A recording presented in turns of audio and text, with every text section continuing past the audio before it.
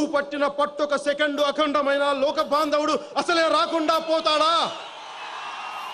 మూర్ఖులు గడియారంలో ముళ్ళుని కదలేకుంటే ధరాగమనం అంతటితో ఆగిపోతుందా? కుటిలాత్మల కూటమికి ఒక తుటి కాలం జయం వస్తే విశ్వ సృష్టి పరిణామం విచ్ఛిన్నమవుతుందా? ధనుజులోకమేకంగా దారికట్టు నిలుచుంటే నరజాస్తి ప్రస్థానం పరిసమాప్తం అవుతుందా? చేగు వీర నుంచి భగత్ సింగ్ దాకా, బాలగంగాధర్ తిలక్ నుంచి గుంటూరు శేషేంద్ర శర్మ దాకా తిరగేసుకున్న చరిత్ర పేజీలు కోటేషన్లు బాగున్నాయి. తుపాకీ సరే, అందులో బుల్లెట్లేవి? పవన్ కళ్యాణ్ ఆయన అభిమానులు ఇచ్చుకున్న పవర్ స్టార్ బిరుదులో కావలసినంత మసాలా ఉంటుందనుకున్న వాళ్లకు పల్చటి మజ్జిగన్నం పెట్టి ఇలా తిప్పి పంపేస్తాడని ఊహించలేకపోయాం. ఇది ఆయన దాదాపు 20 రోజుల క్రితం తన జెండా పండగ చేసుకున్నప్పుడు వినిపించిన మాట. ఇక గురువారం రాత్రి తాను రాసుకున్న ఇజం పుస్తకాన్ని విప్పి నిజాల్ని గర్జించేస్తాడని ఆశించి వీర భంగపాటుకు గురైనట్టు ఇంకో వీరాభిమాని డిసప్పాయింట్మెంట్. ఒక మోదీకి ఓటేయమని చెప్పడానికి ఇంత బిల్డప్ ఎందుకన్నది సగటు అభిమానుల సణుగుడు. Dear Shri Narendra Modi ji, sir, I believe in your defining and definitive leadership. I would like to see you and we would like to see you as a Prime Minister of Bharat Desh. Dear Shri Modi ji, you are going to be our Prime Minister. We completely support you, sir. Pawan పాటెత్తుకుని తప్పు చేశాడా లేక ఎత్తుకున్న పాటలో శృతి గతి తప్పాయా? Let us rewind the tape.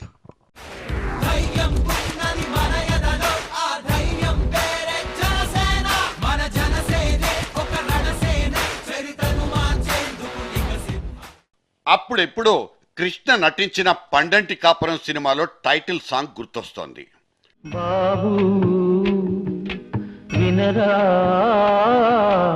అన్నా తమ్ములా కథ ఒకటి, కలతలు లేని నలుగురు కలిసి సాగించారు పండంటి కాపురం. బాబు వినరా అన్నా తమ్ములా కథ ఒకటి. పవన్లో ఉన్న అద్భుతమైన నటుడు అసలు రాజకీయాల్లోకి ఎందుకొచ్చాడు? అప్పుడేమో అన్న మీద ప్రేమతో ప్రజారాజ్యంలోకి, ఇక ఇప్పుడేమో అన్న మీద అలకతో జనసేన పేరుతో ఇంకోసారి. అంతేనా? ఆవేశం వచ్చిన ప్రతిసారి ఇలా రెచ్చిపోతే మీ మీద బోలెడంత ఇష్టం పెంచుకున్న ఫ్యాన్స్ బతుకులు ఇస్తరాకులైపోవు. మా హీరో వచ్చాడు, తనకు తోచిందేదో మాట్లాడాడు, వెళ్ళాడు, అంతే తప్ప ఇక్కడ ఏదో జరిగిపోతుందని ఓ ఊహించేసుకుని ఊపుకుంటూ వస్తే అంతే. మరి ఒక పవన్ వీరాభిమాని మీడియా మీద ఈసడింపు ధోరణి. జనసేన పార్టీ అధ్యక్షుడిగా మన పవన్ కళ్యాణ్ వచ్చారు. సైన్యాన్ని రెడీ అవ్వమన్నారు.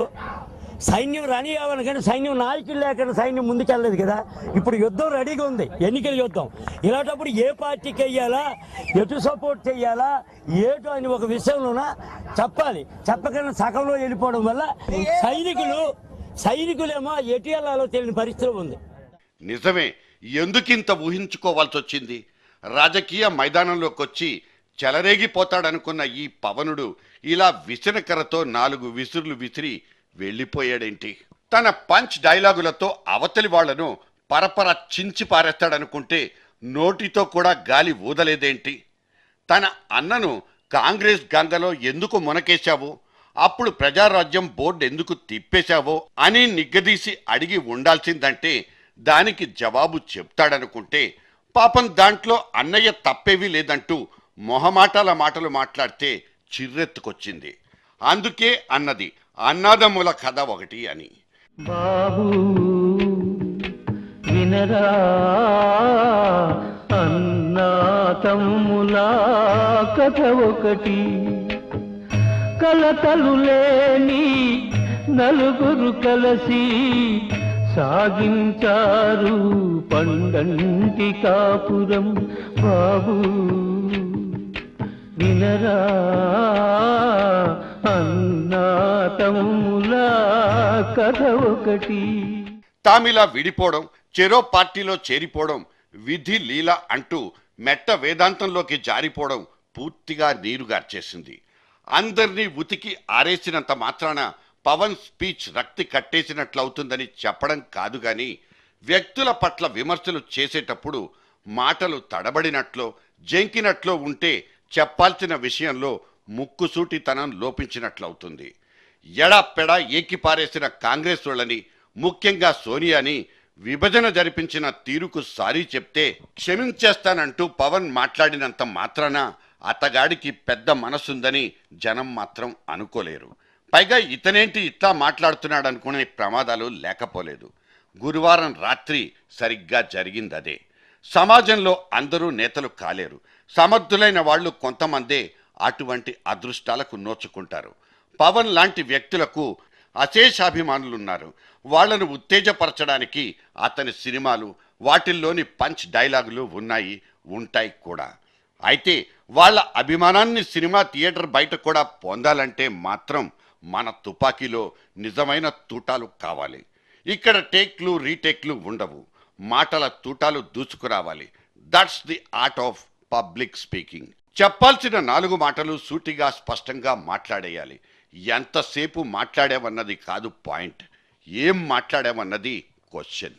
పోయినసారి దొర్లిపోయిన పొరపాట్లను కొద్దో గొప్పో సరిదిద్దుకుని సవరించుకుని వచ్చినట్లనిపించిన పవన్ కళ్యాణ్ తాను రాసుకొచ్చిన స్పీచ్ పాయింట్ల కాగితాల్ని చూసిన తర్వాత కాస్త అనిపించింది.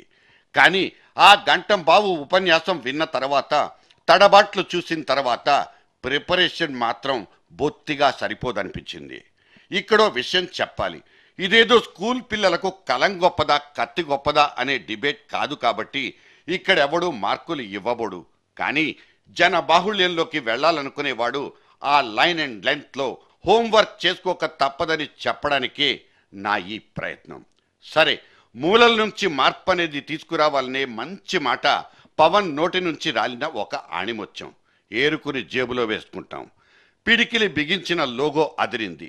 మీకు ఇష్టమైన వాళ్లకు ఓటేసుకోండి, మంచి వాళ్లను ఎన్నుకోండి, నేను మాత్రం పోటీ చేసి ఓట్లను చీల్చను అంటూ చదువుకున్న సూక్తి ముక్తావళికి మెచ్చి పవనుడు మంచి బాలుడు అన్న బిరుదునైతే ఇక్కడెవ్వరూ ఇవ్వబోరు.